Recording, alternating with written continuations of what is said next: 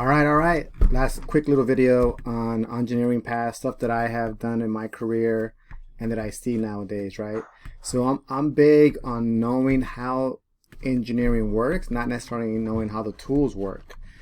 And I kind of wanted to break this down because there's so many platforms, so many frameworks, so many new technology that comes out every year, and we get drawn to trying to learn them all. And some of us think that learning all these different tools is what makes us a senior, but it's not really knowing what you know, but how to use what you know that makes a big deal. Seniors and architects are really problem solvers using the tool that they know. So this is a quick little diagram of how this works, how I see it working. Visionaries are typically the CEOs and directors. They see the future, right? They see the why. They might not know how to build it exactly, but they see the future. They see why you need it. I'll give you a couple examples. No one thought anyone needed an iPad until Steve Jobs got an iPad. As a matter of fact, one of my favorite quotes is by Henry Ford, who built the automobile, obviously, when asked if he had asked consumers or the public what they wanted, he said, if I would have asked them, they would have told me they wanted a faster horse. So visionaries are typically the CEO and directories. They can see the why. They can really plan out. Now, I did read a book one time called Rocket Fuel that talked about the need for every visionary to have an implementer and the need for every implementer to have a visionary. So the visionary might see the future. They might see the why, but the implementer, they see the how, right? They see how to build the software. They really know how to take that vision and make it real. Typically, you do this because you know so many tools, but you know how to build software.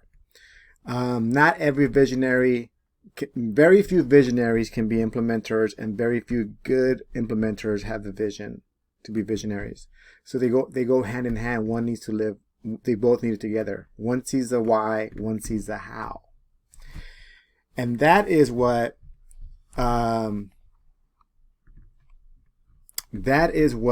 the difference is between senior engineers and architects. The last one is engineers, right? Engineers see the what. They know how to use the tools to build software. So typically those are the ones that know how to use Node and .NET and the SQL, and they know how to use React and Vue, and they just get privy to all these different tools. But until they learn how to use it to solve problems, they remain engineers. They see the what. To really become a senior engineer and architect, you have to know how to solve problems. And when I was early in my career, I would take almost any project on. I would learn new technologies, and I would look for a project to try them. And I would almost not say no to any projects.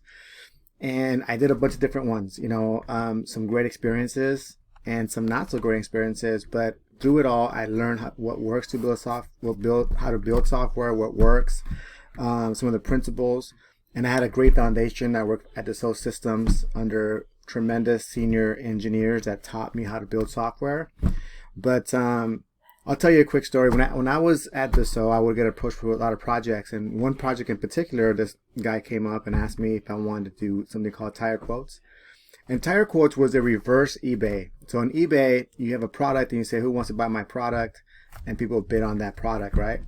Well, Tire Quotes was, I need tires for my Ford F-150. Here are the sizes. And then it would just let anybody who had a tire shop bid on that business.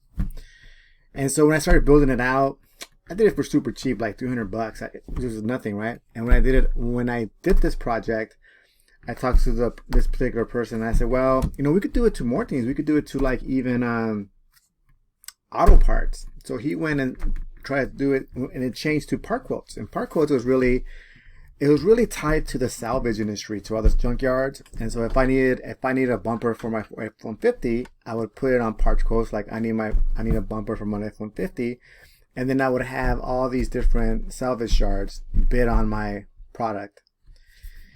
And when I started building it, and as we started going to customers, it turns out they did not have internet at these salvage yards way back in the days, right? So we had to re-architect the architect of software a little bit to now kind of be like desktop based, but we still needed internet. So it was like early on, it was a PSA, which is a progressive web app. And then after the progressive web app, we still didn't get a lot of buy-in because you ultimately need the internet to do par quotes.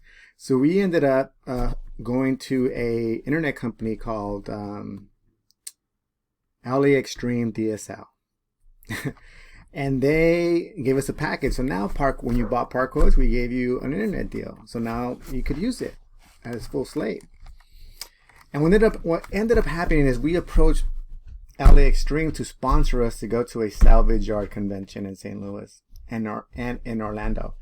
And they actually not only paid for us to go to St. Louis and Orlando, they ultimately made us an offer to buy our software for $500,000 and then employ us for at least 2 years if we were to sell it to them. I was super young when this was. I must have been like 23. Now, that would have been amazing. Unfortunately, obviously I didn't take it. Because we thought, man, if they're willing to buy it for $500,000 and it's not even really implemented yet, imagine how much it's really worth. And so we ended up not selling, and we ended up trying to expand it to even more things. And I mean, I was architecting this stuff, building this stuff, but it just, it died. It lost steam. Nevertheless, it was taking those kind of chances to build things, to see how they would work, that I think propelled me from an engineer to an implementer. As a matter of fact, I never really know if I embraced the engineer role and really learned everything, but I definitely embraced the implementer role. And I think now I definitely have dreams of being a visionary. But I would just suggest to all my young devs out there to senior engineers and architects are really experience driven. Hard to really rush that. It's not how many tools you know, it's not how many languages you know, it's how many problems can you solve. And so I would definitely advise all my young devs to look for problems to solve. Architect them out. You can use these new technologies to see if they work and if they could do it better with that technology, but you can't really rush it. It's not like, let me go get 1 million certificates tomorrow and become a senior engineer. Senior engineers, architects, all experience driven.